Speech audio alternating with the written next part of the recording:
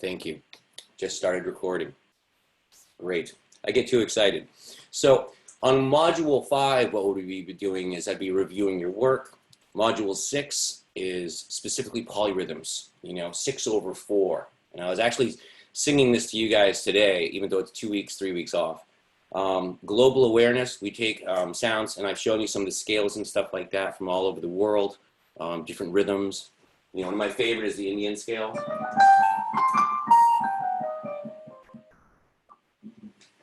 It's just beautiful. Move without moving, this is inversions and the power of those inversions. Just staying in triads for the point of this course. And then again, Module 10 would be where I would combine all of those modules and review and see what you built for me for work.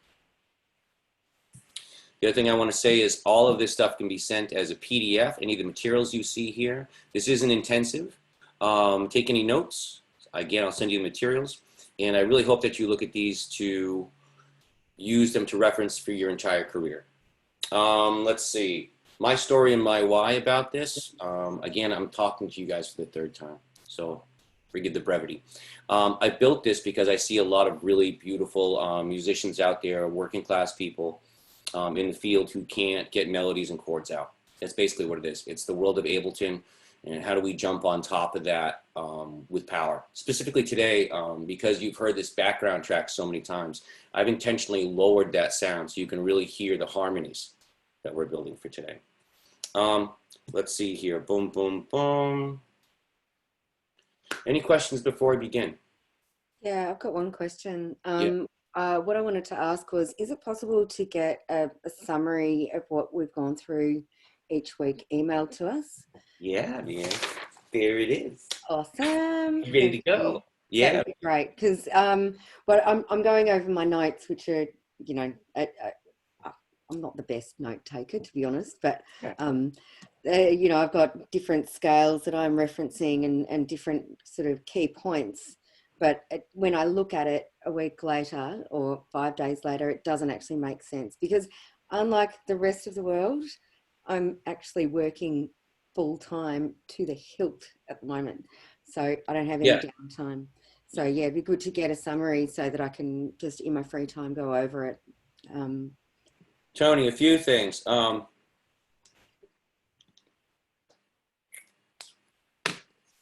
hold on, I need to let someone in. A few things. One is I'll definitely send you that list for your notes. And I think the thing is while we're here, do remember that it is up on YouTube, and then you can go back and reference it. No, I didn't know that. If you could send me that link, that would be excellent. Thank you. This is cool. All right, send Tony, summary and link. Okay, who do we have here? Celista Putti. Hello, can you hear me? Yes, we can hear you. Yeah. Okay, perfect. Well, welcome. Thank you. Okay, no worries. So we're just you're just started at the perfect place to come in. We're about to just move into all this theory stuff. Oh. All right. So, as we have discussed before, here is the C major scale. And as we've said before, C major and A minor, those two are interrelated scales. Every scale has this, okay? The thing that makes them related is they share the same accidentals, the same sharps and flats. Now, to make your melodies flawless, okay, we have the pentatonic scale that we use. 80% of most songs of the world through time use this scale. The one I always love is for advertising recently is, and that's the McDonald's theme. As we move on from the pentatonic, as you see here, hold on. These are the notes 1, 2, 3, 5, and 6. Okay, you can use other ones. You can use a zillion of them. I do all the time, but you got to know what you're doing a little bit more. This is, you can, bam, melodies move with confidence, right? And if we do the ear training, it's do, re, mi, so, la. And again, as we've talked previously, I am a rabid man on ear training. So if you ever want to talk to me outside the scope of this course, it would fill me with joy. All right, so we move on.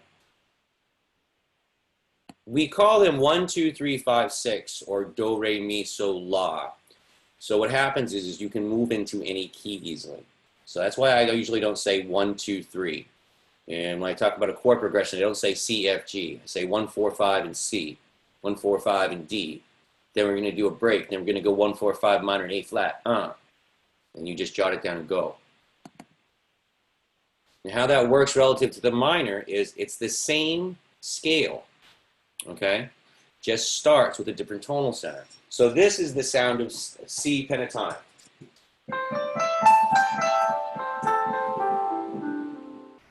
Here's the sound with the same notes, but thinking about A being my center.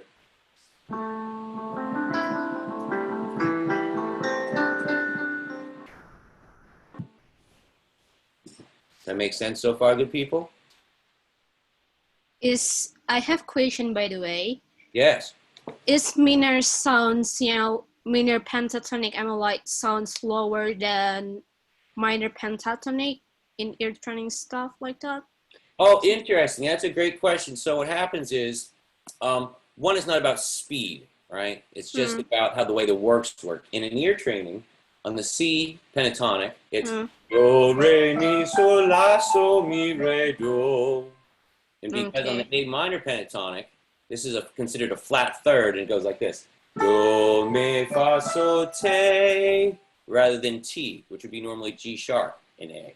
I can hear that. Yeah, right? Thank you. Yeah, no worries, no worries. And I think the thing is to really breathe these things in by playing them. You can't be a cook and just read about it. You really got to hang out with them. And I would say hang out with the key of C or A minor for a good amount of time relative to any kind of work that you're doing. Okay, good. Yeah. Okay. Does this make sense so far, good people? Okay. Just thumbs up would be cool. Right on, right on. Nice, cool, digging it. Now, this is the melody that I've written that you've heard a zillion times, okay? And here it is. This is going through the major, stopping at the relative minor, driving that home, going through its non-descriptive note, back up to, it could be major or minor. That's the whole point of me writing this melody. And it sounds like this by itself.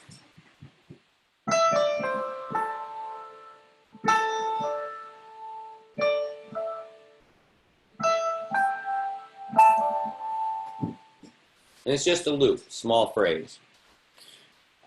I think for those writing melodies and stuff like that, keep them simple, okay? That's the first answer. Don't use a zillion notes. Look, I'm a jazz guy, okay? I play saxophone and piano notes like, but that doesn't, which has more effect to you?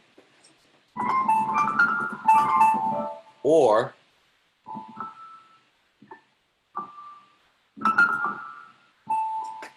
like if you slow down and breathe, you're going to get more of an effect as far as, you know, how the feelings of your melodies go. The other thing is to add in air. The other thing is to think this. If it's popular music, what we like is the same harmonic range as your voice. So if you're going to write something, you want people to be able to hum and sing it. Okay? They can't hum and sing this. Right? Make it conversational. Another thing I'll say, and this is just off script, just talking to you guys. At Berkeley, the pianists were given a device like this. Okay? This is a melodica. And what happens is,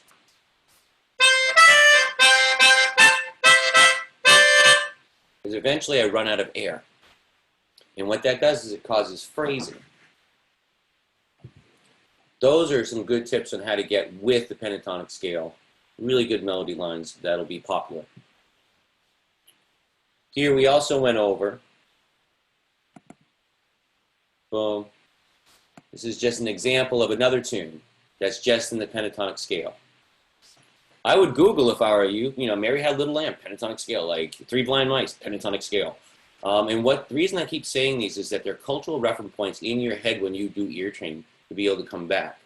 So if you can get these 5 notes in your head, just these 5 notes, let's just stick with major for this month, this week. And you go, do, re, mi, so, la, so, mi, re, do, la, do, re, do, so, mi, so, do, re, mi, la, so, do, la, so. I can go forever. And I'm not a vocalist. I'm just tooling around the pentatonic scale in my mind in the intervallic relationship. Thumbs up, we good? Cool. All right.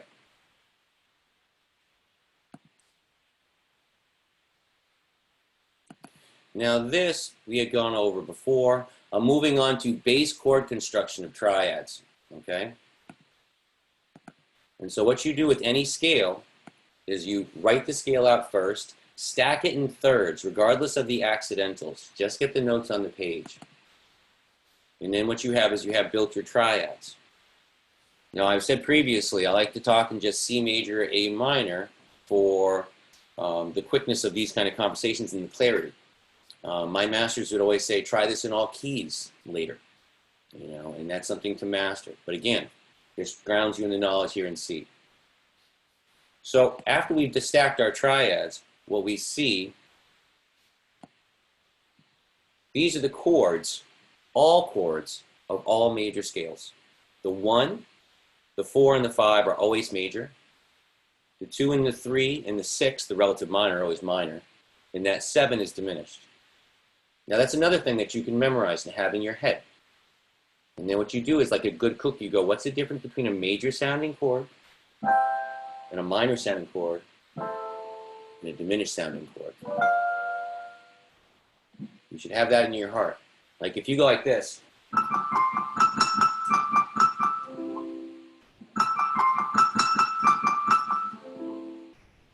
I know what that relative minor is going to sound like at the end of Mary Had Little Lamb because I'm acquainted with it. Those are the things you want to have.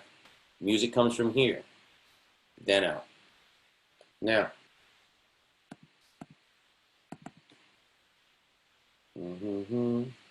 so here again, same thing. Now, as I've told you previously, the main marrow of contemporary music for the last probably 115 years, going back to the blues, is the 1-4-5 progression. We've talked about this.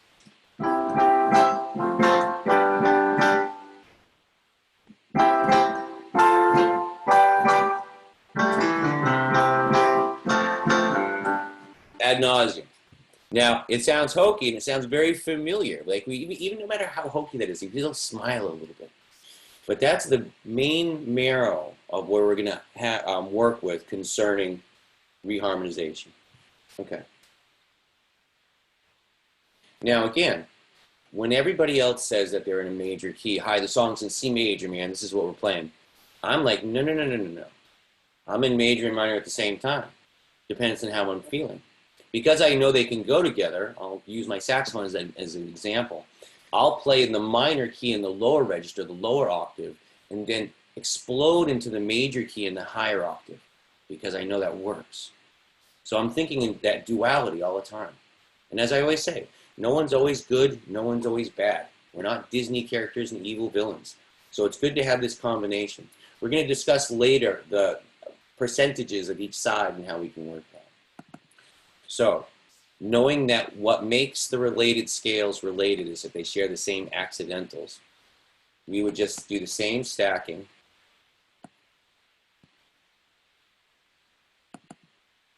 with our minor chords.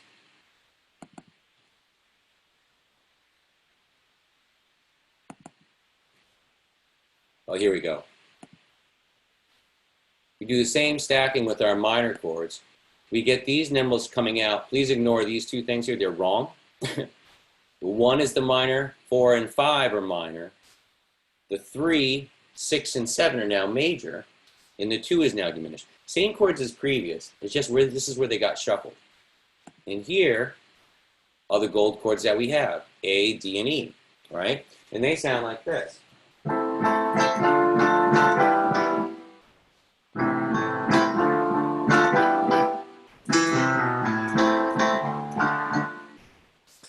And again, this is something that I would hope that you would enjoy driving around, right?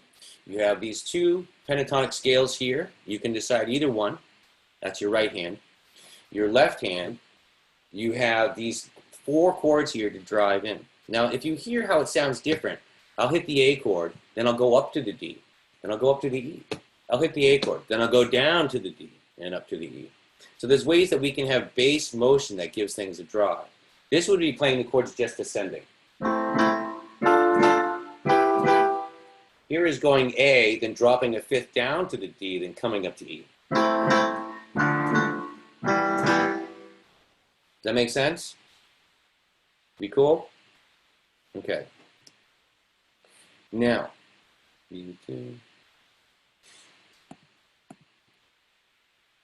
if I'm teaching remotely near, like my masters taught me, what happens is this, is you listen to me teach you and you go, I could have figured that out. I knew that. That's obvious. And then we get to that mountain where you look back and it's like, it's just been a gradual ride. I say that here because I just really want you to pay attention to this next stuff. And then we're going to take questions and read this in. Now that we have our chords built, oh, here, hold on.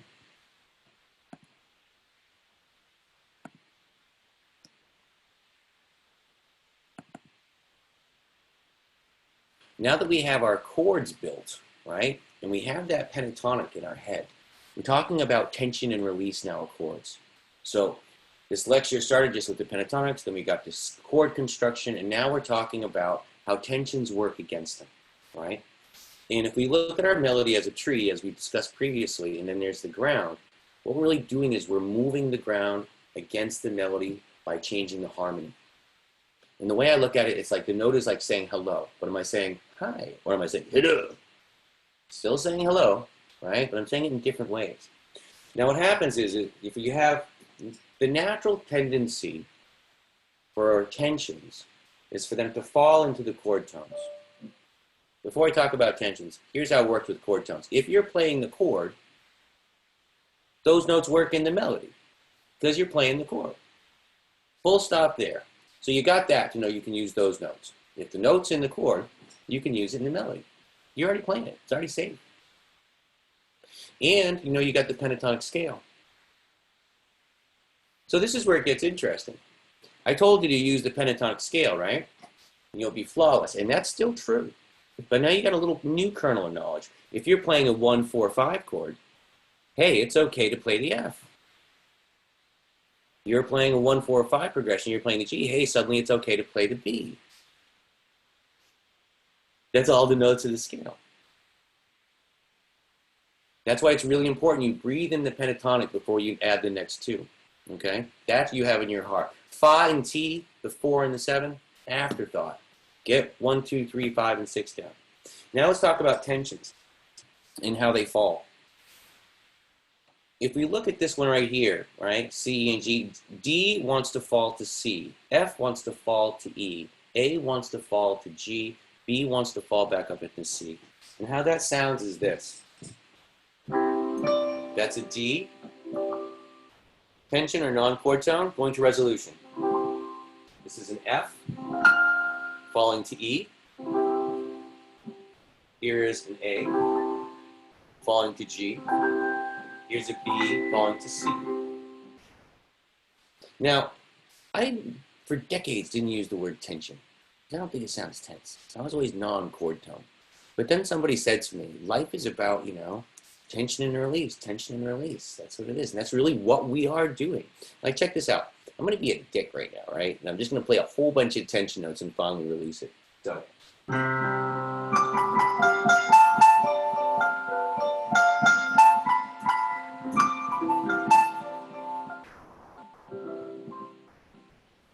Right? Like you just build all that tension, right? And then you release it. That's the art. How Leon, how Matt, how Tony, how Chalista, how you guys do that is why I'm going to buy your album more than mine. Now I was a very rebellious student at college, and I think that was really healthy. I've built several albums where I don't do chord tones. It's all tensions like that. And it's just this beautiful sweep of things.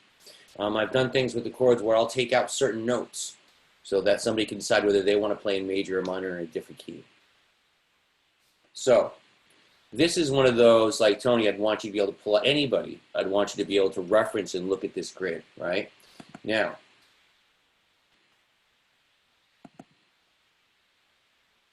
boom. Here we have the same concept, okay? And it's an A minor. Now what's interesting is, let's put these side by side for a second, can we? Here, hold on, guys.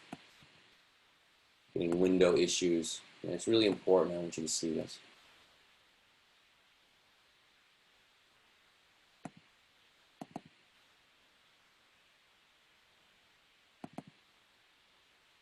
Okay. Here we go. This side here is C major. By the way, I always recommend taking screenshots and all that stuff. Love you guys really want to get it in you, right? So here what you're going to see is these are the chord tones. They're safe. These are the tensions. So since I know that all of this works together, if I have a melody, say like my melody has an A for the first note. So if I want that to be a chord tone in a calm point, bam, I'm going to use an A minor chord. If I want it to have tension, I'm going to come over here and use a chord that has that implied tension. These are just great graphs that kind of work these two out. Now I'm going to show you what I just described. Let's see.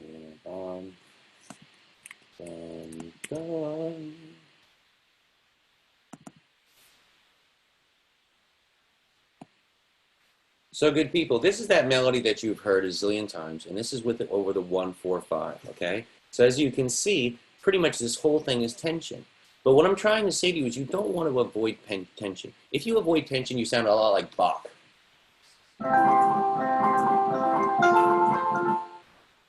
Right? That's no tension. Listen to how this sounds.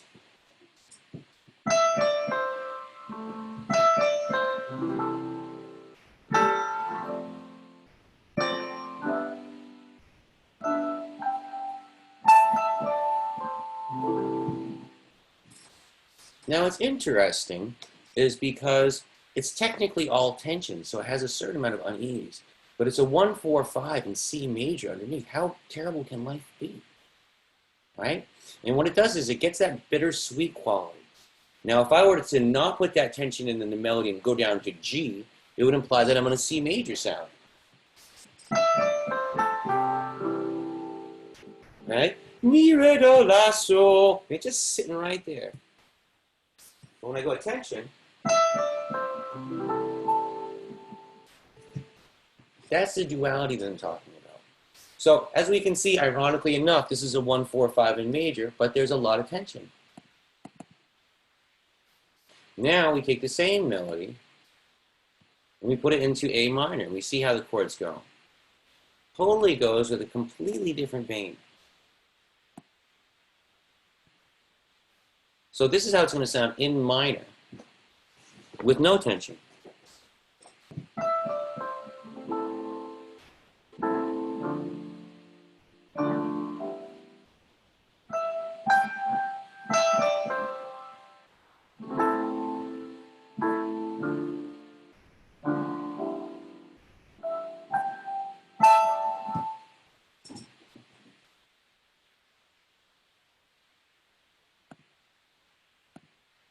Last thing I want to talk about, then we're going to stop and take questions.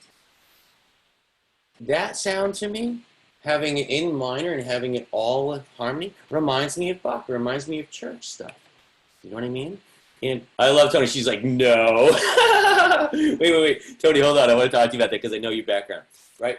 But what it does is it gives you that kind of a clarity of sound, but it might be too clean. So that's when you want to jump over to like the major and do some of these swaps. Now, I'm talking about A and C as a swap because remember that C major and A minor, if you can change the scales, you can change the chords, right? In these, you can bounce back and forth, C major to A minor, back and forth. And as I said previously, one of the fun things about this is, although the ear usually references things on the one beat or the strong beat of what the key is, if you don't have a third point of triangulation, it's really difficult to know hypnotically as the music goes along whether you're in a major key or a minor key. And this is what it sounds like.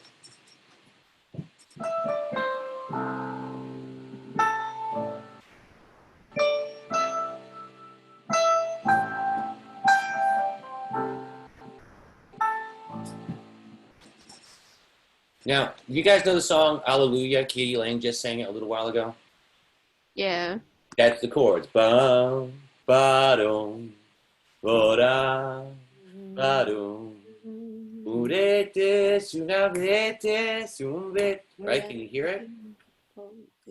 That's going from the 1 to the 6. What I'm trying to do to you, good people, is these ideas are in our society and out there. And if you can have cultural reference points to it, it brings it to your heart more. I know when I do the 1/6 now, and I've been, looking at 50, I've been doing this a long time. I saw Katie Lang a couple months ago play, and it broke my heart. It was just so stunning a performance. Changes the way I view that part of theater. Okay, so I just took you guys off the big view. We're back to the room view. Because I just want to open up the floor.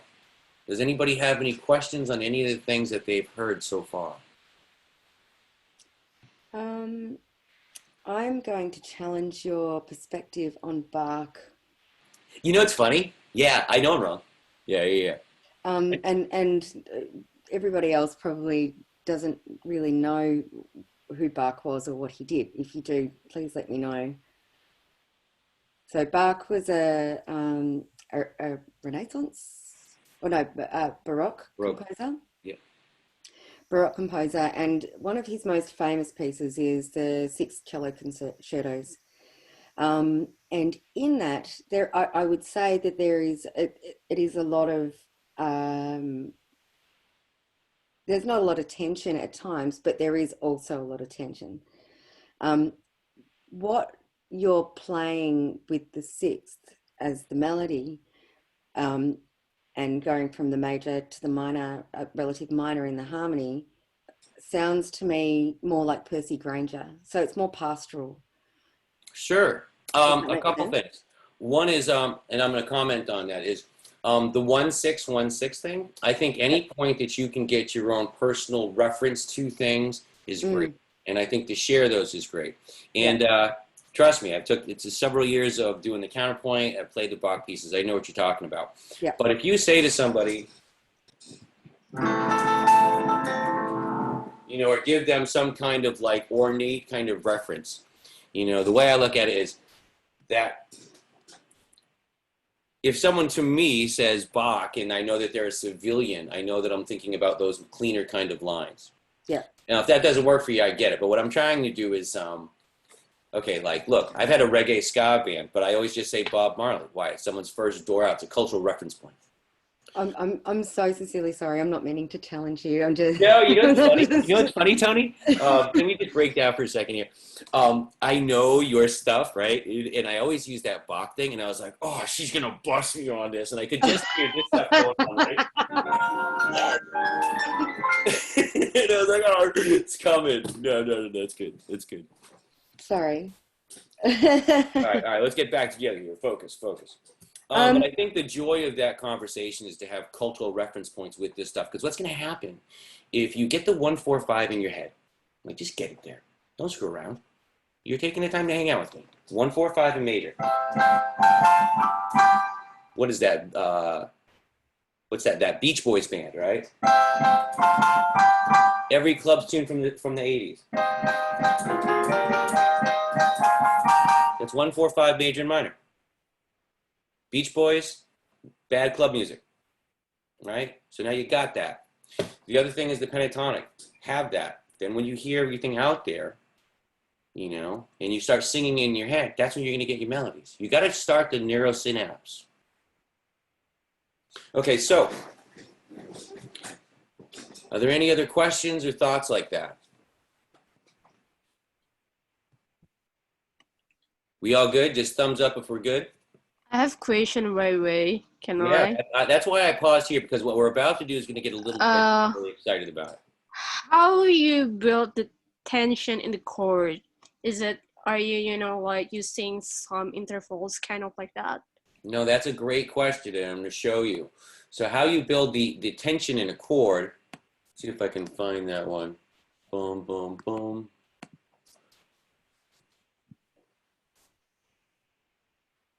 Yeah, here are the two examples. How you build the tension in a chord is the chord, those 1, 3, 5, those are your chord tones. That's where you're set. Anything that's not a chord tone is considered a non-chord tone or a tension. Full stop. Mm-hmm. If it's a chord tone, you can definitely use it. No question. You can use a non-chord tone too. If you're using the pentatonic scale, you can use any note and it will sound acceptable. May not be what you like, but it's going to work. For those that want to be a little more... Can we use an all chord progression, by the way, or just some chords, kind of like that?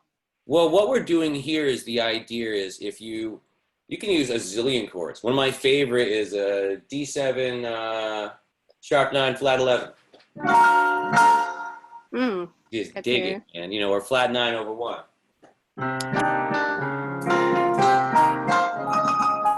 Okay. Yeah, no, we should hang out and do that. Don't get me wrong. Like, that's all the fun stuff. But what I'm trying to do, just because I'm passionate about this, is be like, this works. You can deviate from it, and you're probably going to get better art. It works. Yeah. So let's review that concept, okay? These are the chords that we have. Those are the chord tones. The non-chord tones is anything that's not a chord tone. Pentatonic scale always works. If you're interested, level 2 is like when you see this F over here. Oh, Martin said I couldn't use F, but there it is as a chord tone. Oh, Martin said I couldn't use B, but there it is as a chord tone. So what we do in theory is we give you these building blocks, and then we break them almost immediately afterwards. And that becomes art. Yeah, cool. Right on it. Okay. Yeah. Thank you. Yeah, no worries. And keep the questions coming. Just unmute. So, do you have any more questions, or can I continue? All good. All good? Okay. So again, just to put it into your heads and hearts, what we did was 2 scales, right? Major and minor, they work at the same time. We also talked about how in major and minor to build those scales in thirds. Then both in major and minor, we went over the 1-4-5 progression.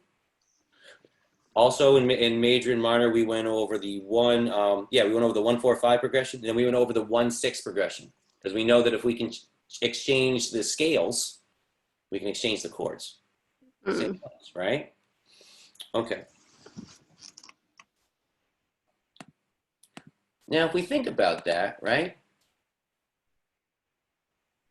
Yeah.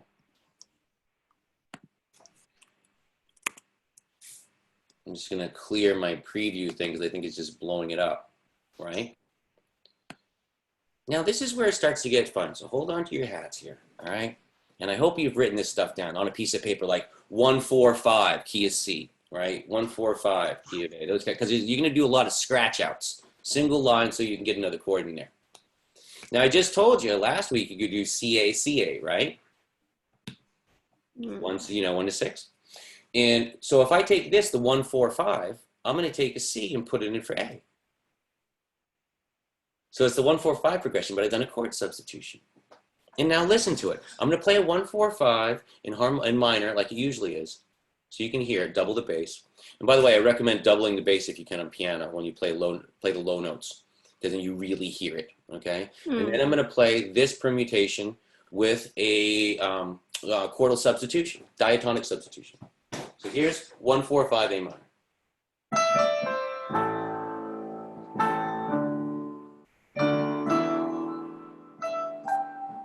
Here is what's written on the board here.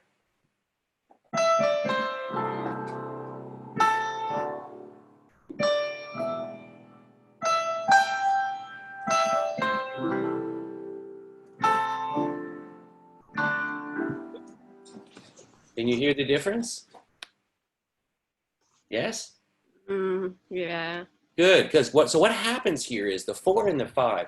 Think of the 4 and the 5 like a punch, okay? And what happens is the 4 is like, it's coming, and the 5 is like, it's coming, and then bam, there's the punch of the chord.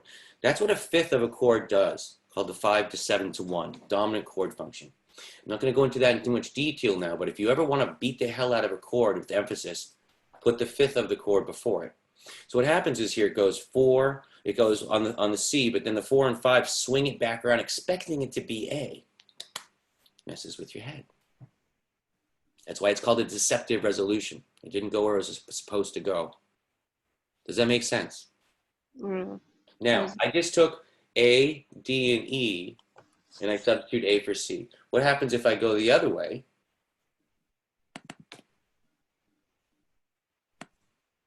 And I take the major progression here, and I take the C out, and I put in an A.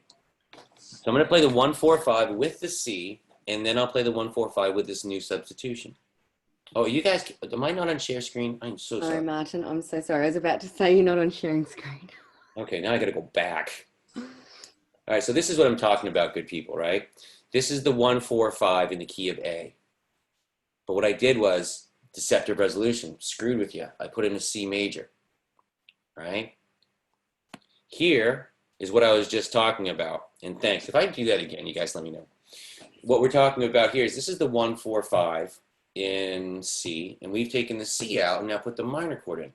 So I'm going to play this progression 1, 4, 5 in C, like C, F, G, and then I'm going to put in A, F, G, so you can hear it. And I think you guys can see now when you do chord progressions over like your lyrics or your melody, like you'll have like 3 chords scratched out. That doesn't mean you're not going to use them. Those are just all the variables that you might have for that point. All right. So here's 1, 4, 5 traditional.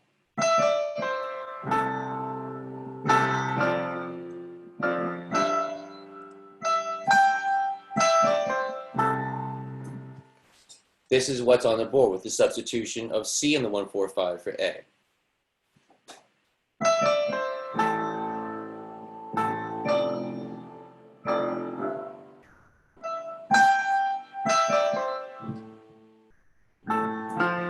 Sorry.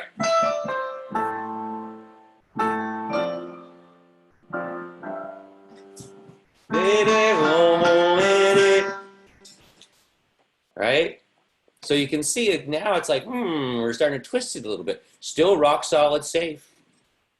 You can jiggle those things up and down all you want. If you got a melody, you can play it over. I have not changed a single note in my melody.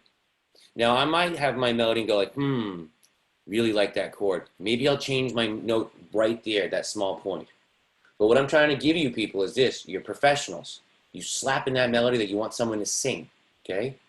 Change the sounds and stuff like that, but you can change the feeling in the meaning with the harmonies underneath. Okay. Now, are there any questions at this point? We're good? Thumbs up. All right, cool.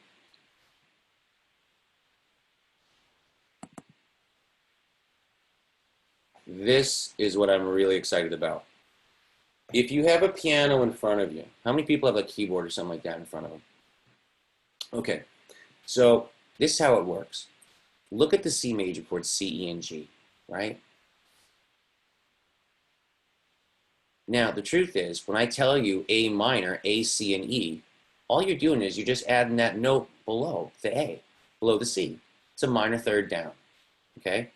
So you can see that the chord C, E, G, right, and A, C, E, they both share 2 of the 3 notes. That's why you can put them together, because they're like brother and sister like that. 67% of it is the other chord. Now the fun thing is you can do that, right, going down, C to A. You can also do it going up to E. I'll say that again. Most people don't know this. They only know relative major, relative minor. So if I have a C major chord, I can substitute both an A and an E for it. Now, how this works is this. I got a pile of molasses, I got a pile of sugar, I got a pile of spirulina, or no, that's not, aspartame, I got a pile of sugar. I got 7 different types of sugar here. They're all sugar. Just like saying how do. So while they can interchange, they'll have a different effect.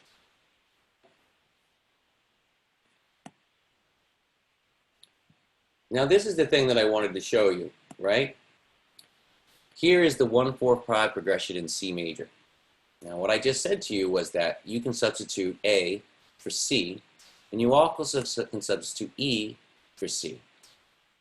So now when somebody says a chord, without even blinking, you can think 3 chords. Now when you're playing a piece or you're doing a gig, boom, you instantly have 3 options.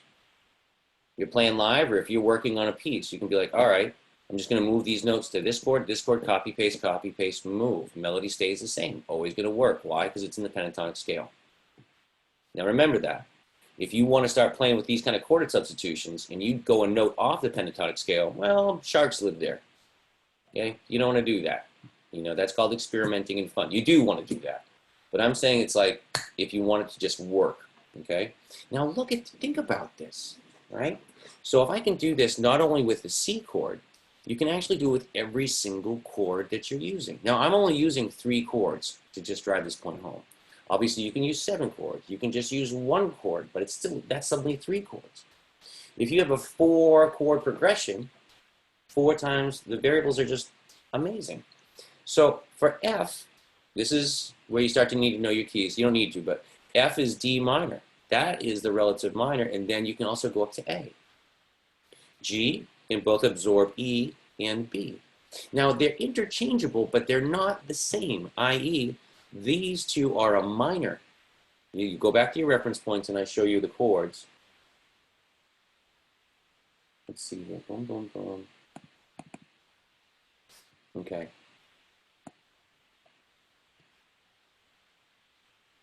What you can see here is even though you're using C major, oh, there we go. Even though you're using C major in the substitutions, that would be a minor chord and that would be a minor chord. If I had this F here as a substitution, that A and that D are both minor. So it's really interesting. Say you're in a melody and you're coming through and you're on your 1-4-5 and you're like, okay, it's 1-4-5, but it's too happy, man. So I want a minor chord. It gets a little bleak. Boom, use a substitution chord, right? And this, think about it. That page I just showed you, right?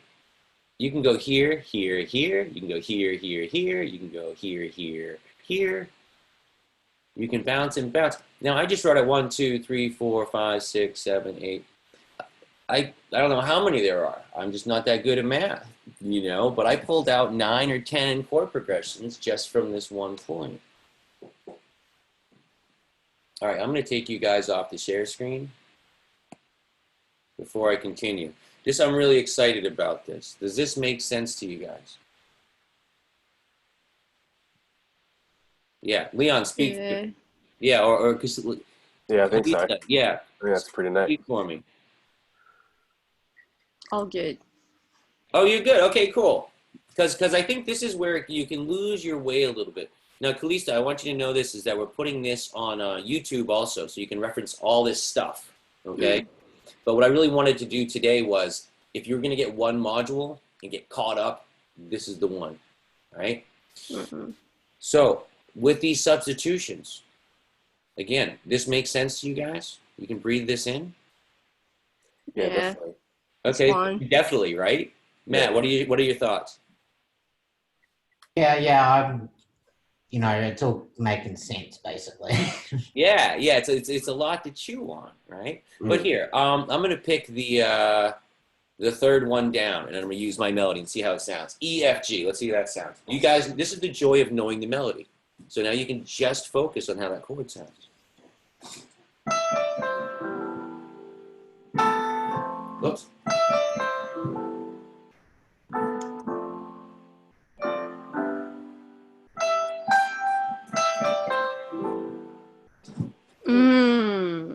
Okay. Right? And that's just here. Somebody pick another one.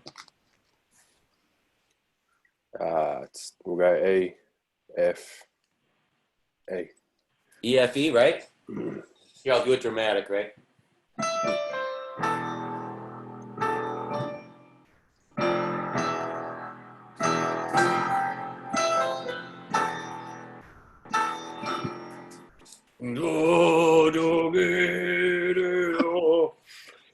That's a minor second interval actually, and I'm always like do do do ra ra ra ra do do do, because my metal thing is always just like badass metal music, you know. That's the whole thing with ear training and having a cultural situation relationship with intervals. All right, so I'm going to put you guys back on the large screen.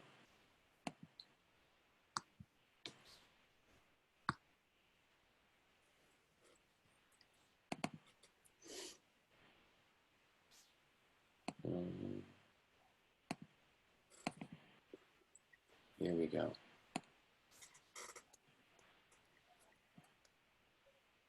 Okay, Now, this is the same thing, and it's worth your time to pay attention to, because this is the same idea coming from that core marrow of the 1-4-5 in minor, okay? Now, how this hits across is this. Remember, if it's 1-4-5 in major, those are all major keys. It's 1-4-5 in minor, it's all minor keys. Well, now, because you can do chord substitutions, you're not locked into the major chord train or the minor chord train. I can take this marrow, and what I built from it is the following. This right here, A, it's an A minor chord, right? You put in an F instead of an A. We all know the CA thing, relative major, relative minor, right? But listen to what happens if I put that F in there, right? Instead of the A or the C.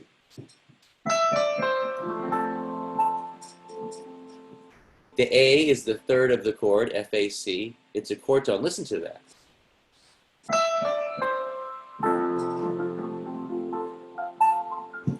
You don't get happier. Now that's a chord substitution for the one chord that's a minor. It's supposed to sound like this.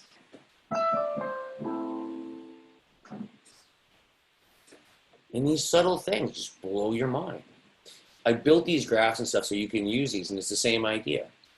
D and B is your average, your relationship that you expect, or D and F. This is the one that people don't talk about. This is where you go up, right? Or actually, this one's where you go down. We're used to this relationship of relative major and relative minor. The ones in the blue are the ones that people don't talk about. So I'll say that again. If you are on E minor, the relative major is up to G. The chord that you're not getting that's part of that major minor relationship, is when you go down. And again, these are permutations I just did looking. That's a good one. I use that one a lot. That's a cool one. That's a cool one to bounce around. Now I'm stopping several times today because I just really want you guys to understand I feel like I just handed you like an arsenal, like a big weapon box. And I could be like, there you go, man. I'm not going to see you again. This is all your tools are right here if you understand it. Now, of course, there's permutations and there's going, and I got another 7 modules to go. But as far as like day 2, say, of fundamentally changing how you think about melodies and harmonies and how it works. So I'm just going to go around. Chalista, are you understanding all of this material? Yeah, you get Cool. that. Cool. Okay, that makes me happy. Leon, how you doing? Yeah, it's the notation stuff, not so much. Yeah. A bit. I mean, I'm still learning a bit of that, and but yeah, like what you're sort of speaking and like stuff, what you're saying is sort of making sense, and I'm taking lots of notes. Yeah, I'm watching your brain run. So Leon, a couple things. I can't wait to actually put some of it into practice. You know what I mean? Like It's so beautiful, mate. It's so, like, if you think this way, that's why, like, I went to school for 4 years to get this, and I've been like tripping out, like, how do I break this down so people can have joy and not be scared? Because now, one is you're going to explore this. So you're having a central experience to your work, right? And then the other thing is your melodies, your note velocity, not to dork out, you're going to be confident because you know it works. Mm. Now I'm going to say the only thing with these chord substitutions is you got to stay in the boat. And what I mean by that is previously I said, if you want to use notes from the chord like F and B, those work with those chords. But if you want things to be safe, you have to keep it in the pentatonic, because if you start doing zany chord substitutions, shit's going to clash. Sorry, stuff's going to clash. Right? Yep. Cool. All right. So let's see here. Boom, boom, boom. Bringing you back to share screen. Okay. So this is the piece we all know and love, and I'm just going to break down some of these components so you can understand what we've talked about to date. Bum, bum. All right. Did we lose, I know she's been gone for a while. Did we lose Tony? I think so. I Looks think like we it. did, yeah. Okay. Okay, good people. One is, Chalista, good to meet you and welcome. Always good to have new faces.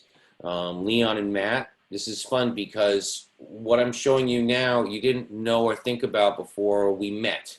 And I just want to kind of reiterate what these tools are and how they sound, okay? Now again, I'm just going to play it here quickly as the background track so that we know what that is, and I'm going to turn it right back down. You guys hear that okay? Thumbs up. Cool. So, what was I going to say is also, I don't recommend using the program Loopback. Now that is the finished Ableton track in its entirety, right? Now, I'm going to take that and I'm going to lower that down. Now, what's funny is a lot of people build this way now, and I think it's really beautiful. Like, you take a track, you put it in like this, you play along with it, compose with it, and at the end of the day, you can almost throw the track out, right? Really kind of interesting. And or you build this and you can put all these luscious worlds that you want with Ableton into it, you know? So you can compose both ways. Build in Ableton first, because now you can cut it. You've reduced that to a 2-track. Or you can build the other way. There's an album, there's a tune called DJ Spooky, Nobody Speak. Has anybody heard that? Okay, it's an amazing. No. No, I'll have to look it up. Yeah, well, watch out. It's amazing. Yeah, It's it's amazing. amazing. The lyrics are profane. I am doing a parent disclaimer, but it is a badass track. And so what I did is I watched a video. It's about like corporate American greed, you know, all the good stuff my country's brought to the world. And I ripped the audio out and put it in. And I got a 9-piece band. I'm just gonna follow it. Like when the drum hits come in, my band comes in. You know, when the bass comes in, my bass comes in. Boom. And then I might do it as a remix of their work to honor them, because I know that helps with sales and monetizations by attaching yourself.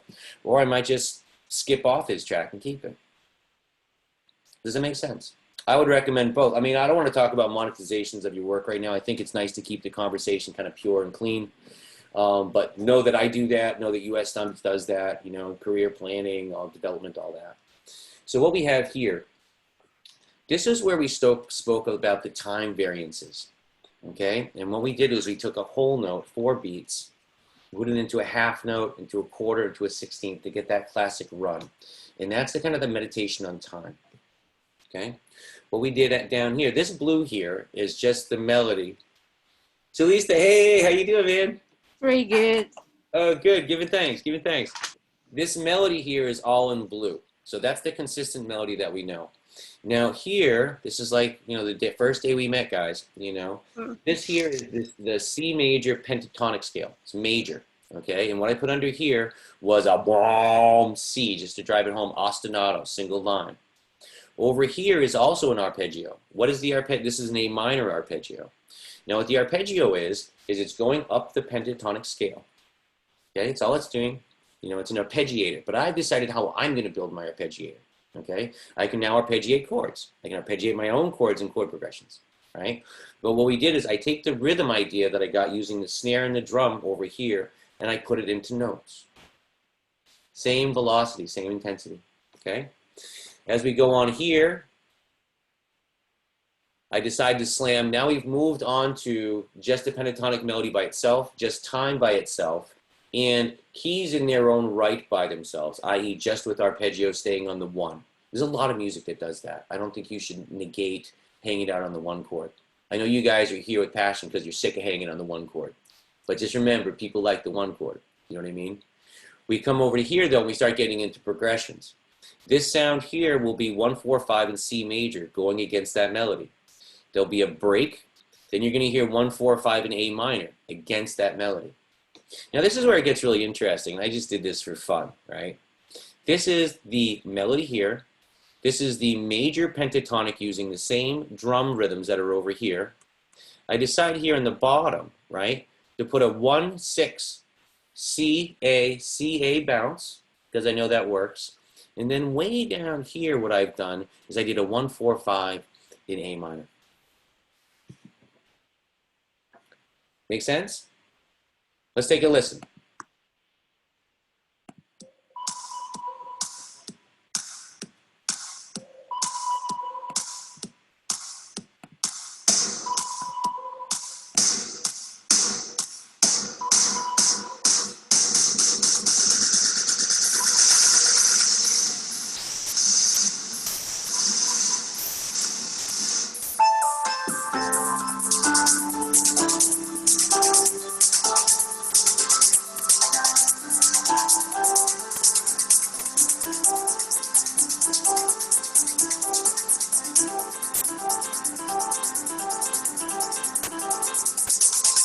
Arpeggio in minor.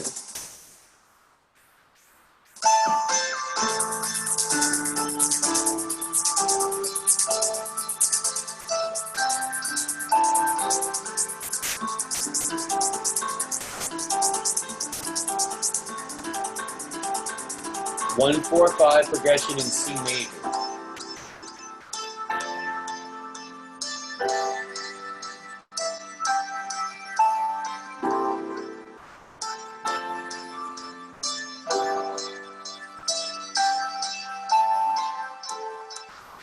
One, 4-5 in minor after clearing your ears.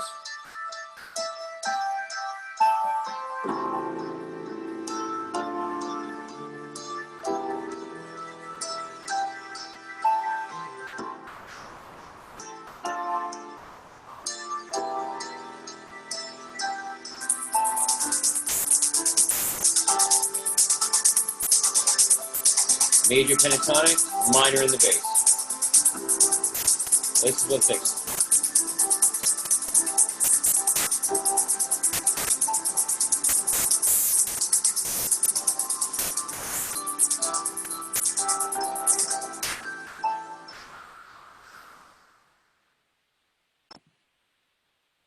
Now, the one thing that I didn't show in that example, now I assume that by taking the background track off, that helped.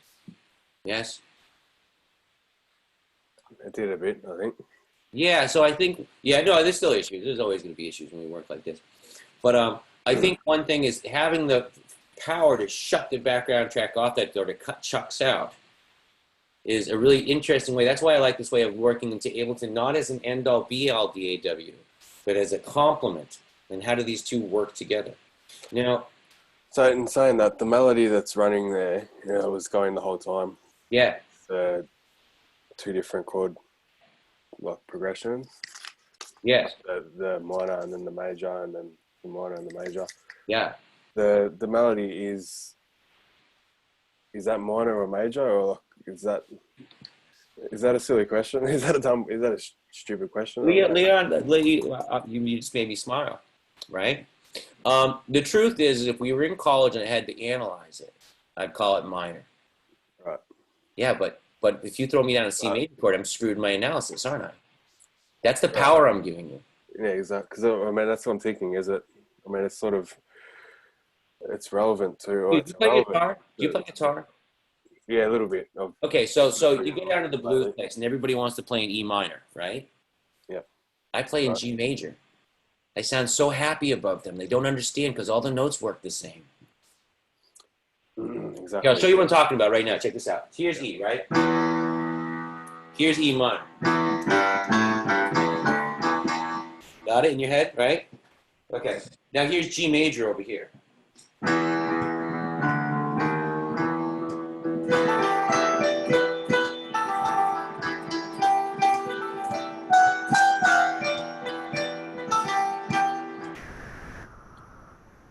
This is going from G, F sharp, E, that's the minor. Right? Right. Mi, re, do. Check it out.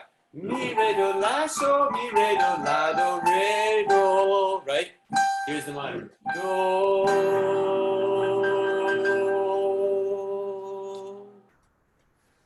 Yeah, wow. You know what I'm saying? Yeah. I think so. Yeah. I mean, even listening to that G major, sort of at first I would have thought I'm not that musically trained, with ear training and stuff yet. No, well, Leon, you talk about a couple things, and I wanted to address some of those. Is relative to reading notes, relative to moving your way around. Mate, would love to serve you. We can do Zoom or when the world opens up online, stuff like that. But I'm a big fan of, I think you can see by the way I've designed this course, as much as I can, get you up and running making music. And I've just traveled all over the world and have people angry at me. They're like, don't write down our music. You'll kill the spirit of it. That's not, you don't do that. It's oral tradition only. You know what I mean? And so when I teach, I use all of those different techniques. And the one that breaks my heart is when you see someone, it's like, I really want to get into this music theory thing and stuff like that, but I just don't know the notes on the page. I'm like, I don't give a shit about, I don't care about the notes on the page. I care about the music. The map is not the territory. Yeah, they say listen with your ears, isn't it? Or something along those lines. Say it again. I mean, it sort of comes from, I mean, it is quite, it's all written down and notes and stuff like that. But I mean, it comes it comes from all different places. Like, I mean, drums don't have a notation. I mean, do they? Or maybe they do. Everything has a notation, and then everything, like, how do I say this? Everything has notation, but Suzuki on piano, his idea in teaching was, you learn how to speak and hang out, right? And then you learn how to read and write. So I'm a really big fan of that. We learn how to play and we learn how to trip out, and then you want to come back. When I give a piano lesson, right? The standard piano lesson is you come in and you like music and you want to do it, and then you go, okay, here's the scale. Right? You know, my attitude is I come in and I go, check out this sound 73. Put it through the big PA. Cool, I'll see you next week. How'd you do that? Funny that you asked me how I did that. Right? Yeah. Yeah. So, let me ask you guys this, because I was asked to do this. Would you like a break room so you guys can discuss the work for 3 to 5 minutes to take a break before we pass you out? Yeah. Yeah, I'm happy. Okay, cool. All right, so let's see. I've never done the breakout room.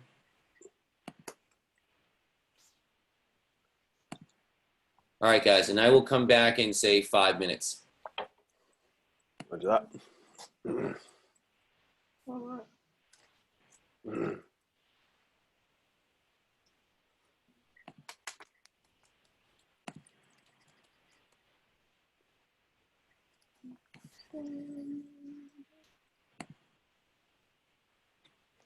Hey. Yeah. Okay, how are you? Going on, fam? Yeah, good. How are you? Not too bad. Good. I tell you what, it's weird talking with these things in my ears, and then I can't sort of hear my own voice and how, like, it's muffled or something. I don't know how I'm talking.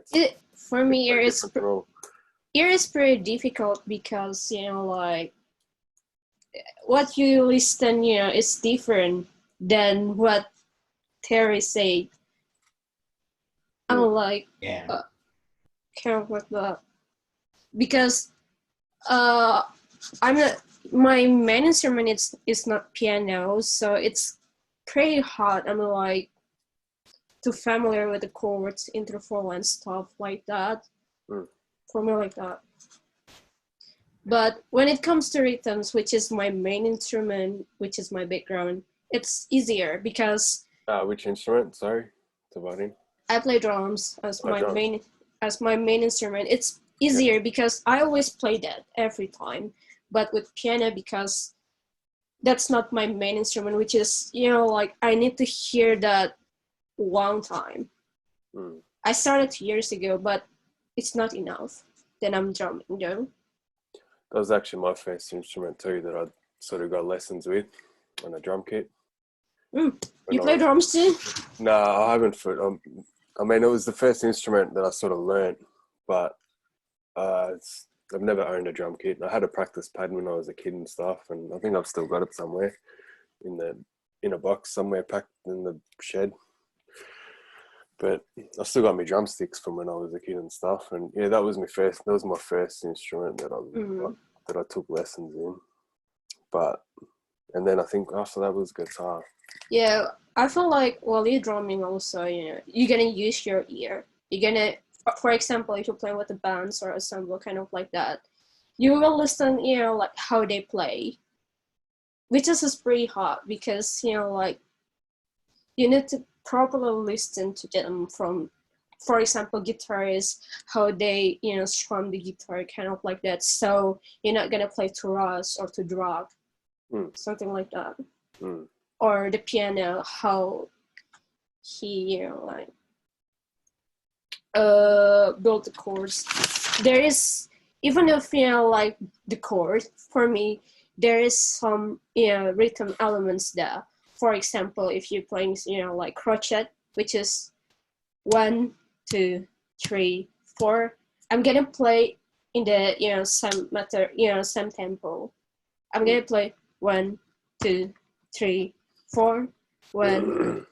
Is it something like that? For example, if you're playing like 8 notes, yeah, 1 and 2 and 3 and 4. For example, if the guitar strumming like 1 and 2 and 3 and 4, I'm gonna play in the same way. The way my group playing sometimes is really different, so that's why you need to use your ear properly. Sometimes it's pretty challenging. That's the challenging part. Yeah, it's not hard. Yeah, it's hard to develop your ear for me like that. It's music, the stuff that he's like been teaching us and everything like that. It's like good to know, you can switch everything out and stuff. I've done a bit of music theory study, but so this has actually been very good, like listening to it in practice.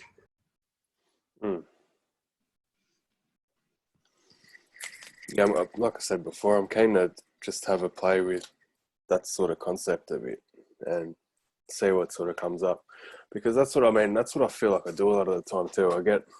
I open a project, say I'm going to start a new song or something like from scratch, and all right, where do I go from here? So, usually start, I get a sort of drum beat going or whatever, and then I'm like, all right, what do I do from here? And that's, I mean, it's sort of, that's where I get stuck in the sort of, in this sort of loop, I suppose. It's like I would, because then I have like 20 different ideas, and I'm like, which ones, where do I go with here from this? And then, and then, all right, you can have a melody or something, but then you need to expand on that. So you need to sort of have, like now we've got a way of sort of coming up with the chords and stuff, and the progression. I mean, that's sort of an idea in itself. I'm sorry, I'm probably rambling a little bit. I'm loving listening to you, mate. Oh, awesome. Legend. But then, and then from there on, and they sort of come up with some like harmony sort of stuff in the back for that. And, I mean, and then, and then I start thinking towards, I guess, sound like arrangement and stuff like that. And I mean, I get lost in that a lot of the time too, because, I mean, there's a million different ways you could go with that as well. Mate, can I touch upon like a couple of these good thoughts? Okay. Yeah. Yep. One is I'm a dork. I'm old school. I get that construction paper with the little squares, right? True. Yeah. Graph paper, and I actually write it out like I treat it like a war. Like I'm going. This is what's going to happen, right? It's like, or an architect is a better way to do it. I lay it out as an architect, and then what I do, check this out, mate. You keep all your stuff in at least the same key, but you got like what, 3-5 ideas, right? Boom. Those are the 7 blocks that go into your piece. Okay, so now you're working on one piece, but there's suddenly a string section, then there's a deep house section, then there's a jazz section. Like whatever you're working on, you can put it into a world. Yeah, it's a whole new concept, actually. Yeah, instead of trying to make a song out of it, it's like one or two songs. And holy crap, when you listen to Leon, like remember how this works if you care professionally. I don't know how, we're not talking about that so much here, but I always try to think about money and get people work. I listen to a piece of music, I put it on at like the first 10 seconds, then I zoom to the middle, I zoom to the end. And it's usually all the same with a couple changes. And I burn through someone's like album probably in about 4 minutes. Now, Leon, if I burn, and this is what I do, when I go to section 1 that starts with strings and suddenly there's deep house 2 minutes in and there's like a choir in the third section, I'm like, this guy I want to hire because maybe I just like your choir work. But look at this representative stuff. And you didn't build it like, I'm going to do a country song and I'm going to do a blues song. You're like, these are the worlds that came out of my heart that are just amazing. You're welcome to buy them, or I can sculpt and customize them for you for your own, for a fee. Yeah, that's really interesting, actually. That's a whole new concept I hadn't thought of. Buddy, if I can be forward, love you, write that down. You think about graph paper and think about blocks. And then to the left, you have your 7 building blocks. Now, if all these pieces are in the key of C or A, you know, because there's no one key anymore. In fact, there's 3 keys, C, A, and E, right? Right. If you keep them in there, boom. We lay all this stuff underneath. Interesting. A lot of what you're talking about, Leon, is a lot of stuff that I suffered after graduating Berkeley and being on my own, okay? And what happened was when I started getting into collaborative work, and I started seeing how other artists, and I have people I used to bring like, you know, bottles of wine and gifts to ask, you know, advice as like my elders. I remember one time, one of the questions was, you know, I get in my studio, I just can't get to work. I just want to get right there to work. And he goes, Martin, no artist gets in there. They have a cup of tea, they have a smoke. I personally, he says, I watch a movie. I'm like, you watch a movie? He goes, yeah, I watch the same movie. It's the same movie for 30 years. I'm not watching it. I'm just entering space. And suddenly I didn't feel like a dirty person because I couldn't get to work. So I hear you saying like, I got all these pieces. Nate, if you saw my screen right now, I could show you all the little pieces of music that I have. It's same. I mean, I go into artists are like that. It's a mess. I mean, I'm trying to keep tidy in the sense my desktop's clean and that. But, can I throw this at you? I've been doing a piece. I put it on Facebook and YouTube and all that. It's called Diary of the Times. I got so sick of like writing work for people and tripping out. And this whole COVID thing messed me up. So I went in at night, every night, or a couple of nights so far. I'd put all the sounds and record, like 11 sounds at once, and just trip my balls off, right? Put it up online, bad video. Now, I've done 6 of those, right? And I got a following going on a little bit. But the most important thing is track 2. Track 2 is awesome. I love it. And so what I'm going to do is I'm going to go back and develop that. What was that called? Was that is that a show or is that a... No, it's a concept album I'm working on called Diary of the Times. Diary of the Times. Yeah, Diary of the Times. And what I've done is I put limitations on myself. This isn't for my band. This isn't for money. This isn't something that I wrote it on every single post. I say this is an underproduced work straight from the heart. And what it does is it got my neurosynapses going again to write. And I'd get these little blobs out like you are, but instead of them sitting on your desktop, they got out there. And we're in Oz, and I think it's really important to know cultural differences. In America, you really shine yourself up, and you're like, "Oh, Mr. Badass, hey, how you doing, man? You badass, you hanging out with me, right?" I can do it too well, right? In Oz, and I'm here in my 4th year. I don't want to cry again, right? The idea of mateship, the idea of I don't like tall poppy, but I do like the fact that I can in Oz release something and say, "Hi, this is underproduced, mates. I hope you enjoy it, and I really do." And that kind of energy. So, Leon, a couple things so that you don't do what I do or have done is how about those pieces around? The 2 big answers were put them all in one big work. And then maybe at the end you pull out your big sword and you chop it and you go, you know what, this is 2 songs because it's a 9-minute piece. Or it's 3 songs. I don't know. The other thing to do is to do what I'm doing, which is I'm just releasing these small blurbs. I wouldn't recommend to do that now. I have enough credentials and have made enough albums that, you know, I can say this is me just shooting something out. And they're like, yeah, we know, Martin, because of the quality of stuff that you do tweak out on. Yeah. Does that help? Yeah, absolutely. That's friggin' awesome. Nate, get graph paper. Yeah, I will do that. Blocks and circles. And then you know what I do with my band is I give them those diagrams. Like here, see if I can find one real quick. I mean, even you could do that on Excel sort of worksheet thing on Microsoft Excel or something, I guess. Yeah, it just depends on what works for you, I think is the thing. And so for me, and this is now we're talking a little about workflow. I usually draw everything out. I mean, I write down notes. I've got notes on you guys, everything. And then at night, what I'll do, or in a couple of days, I'll go and I'll put them in the computer. And that way it's right under. You know, it's right under, and I can move. And I do that with playing as an architect too. I think that's healthy. This is just how my work thing goes. You know, you might be of a generation or an era where that's not the thing, but I learned how to write notes on the page. You know. Yeah, same. I mean, I'm 32, so. Yeah, well, I'm 40. I'm 48. I think. Yeah, 48. Oh well. You know. Yeah. You look. Yeah. At No, I do you cucumbers. look I like just suck on cucumbers. I just. it. That's what it is. Eh? Yeah. So, Chalisa, does this sound somewhat what you were expecting and somewhat you were thinking you were going to receive when you came here? Me? Yes.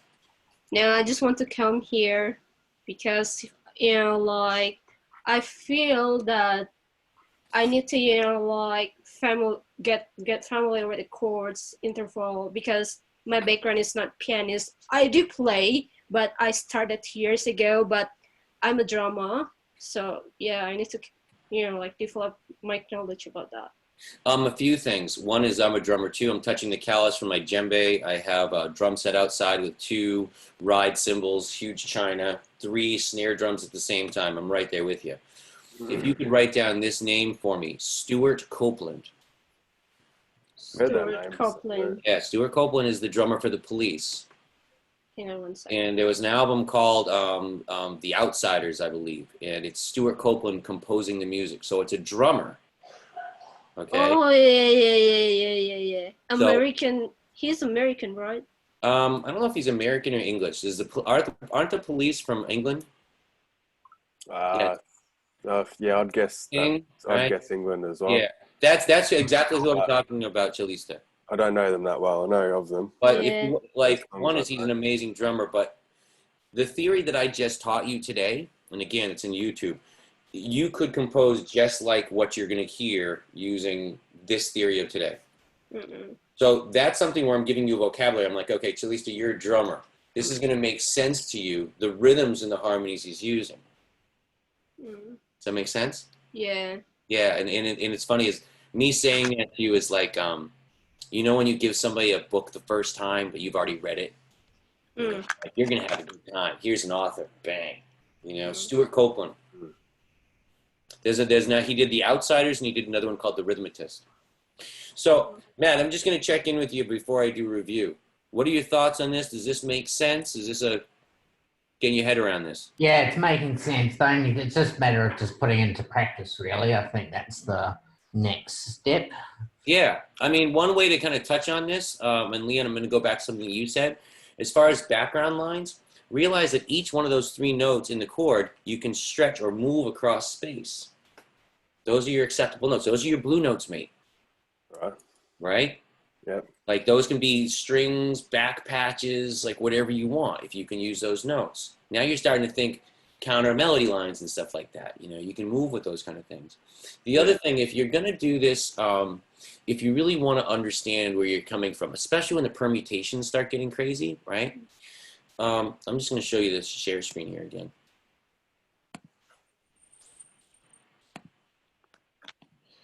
Now, this worked for educational purposes, but it also say it works in your work like a badass thing, right? Which is this. If you're in C here, or any part of your progression, the 1, 4, 5, put the single note of the bass of the chord in the bass deeply, and then it will be felt. That's how you can change worlds. Right? Like here, check this out. I'm going to play an arpeggio in C in the right hand, and I'm just going to move my hand from C to A. Okay, as though it was a big low bass, sub bass sound, right?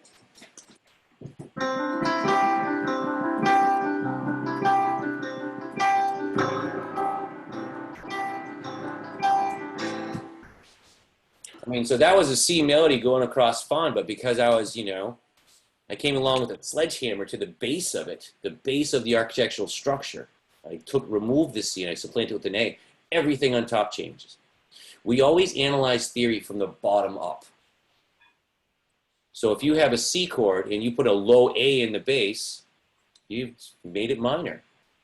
And I can't tell you how many bass players I have that are like, oh, I'm going to play major today because I'm happy. Screw you guys. And nobody knows what's going on. Right? So I'm just going to, I'm not going to use a lot of the graphs. I like seeing you guys. I just want to talk you through again what I placed in your head, okay, and all the tools that you can use. The point of this was to make it so you had flawless melodies and chords that are immutable, that put your life on them. You don't even have to listen to them. Like that's how solid it would be. Okay. Now, when we talked about permutations, that's where the development of the art goes. And while we're in week 3 here of 10, you know, I did go to college for 4 years. There's a whole world of theory out there. This is for contemporary writing, popular writing to make people happy. All right. Pentatonic major and minor. We also went over the duality there, and then we talked about how do we construct chords, triads, stack them in thirds. 1, 4, 5 is always major in major. 1, 4, 5 is always minor in minor, right? After we did that, we've got our chords and we've got our melody lines. We decided to use the progression of 1, 4, 5, the bone of everything. Okay, that's the bone of music from like 1920, 1930 up. Okay, if not before, but for contemporary music. We learned 1, 4, 5 in major and in minor. Then we figured out, wow, you know, we can do this thing where we can take C and A and we can interchange them, right? Because they're the same key. Once we figured that out, we took the 1, 4, 5, swapped the C for A in minor. We took the 1, 4, 5 in minor, swapped the A for C, right, in major to make it major. And then when we started doing that, and I'm going to take the time to show this again because it's the first time that I've shown it. Guys, it's officially 8. Can I go over by like 2 minutes? You guys cool? Okay. Thanks.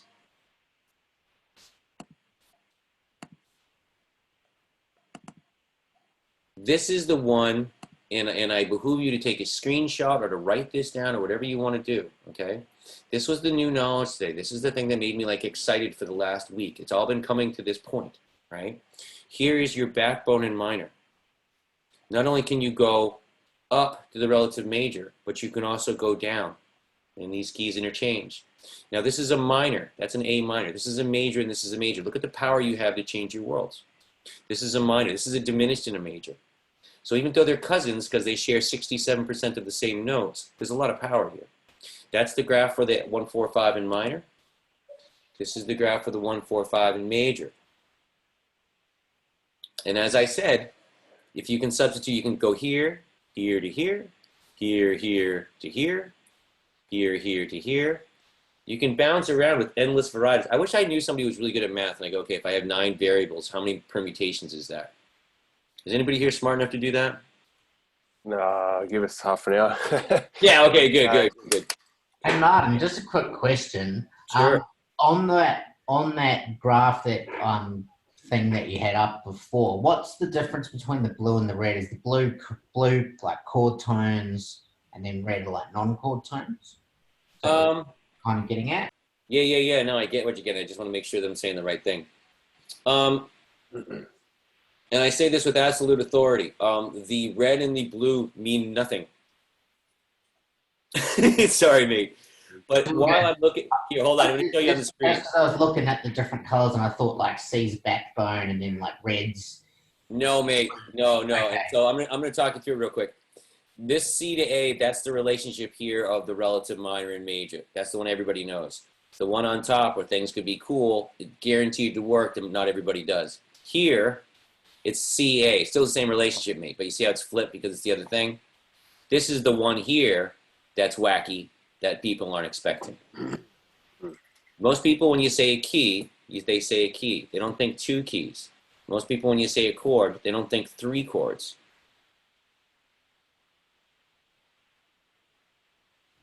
I get what you, okay, cool. Yeah, that's important to me. That's why I took the time to break that down. So guys, I think you know how to get a hold of me, I assume. If I can help you in any way, let me know. But I'll be seeing you here next week.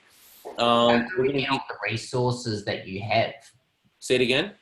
How do we get all the resources that you have been using over the past few weeks? Yeah, my thing is send me an email and a request, and then I'll bounce. I'd love to bounce all this to you, mate.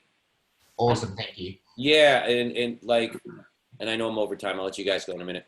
I'm a big fan of having these notes. No stress. Everybody's here young. We're all in Oz. We're all going to work together at some point, so we're all family. That's how I look at it. Cool. If I can help you, let me know. Otherwise, I'll see you guys next week, okay? Legend. Cheers. Thank you, guys. Thank you, everyone. Have a good night. You too, guys. Cheers. We'll see you next week.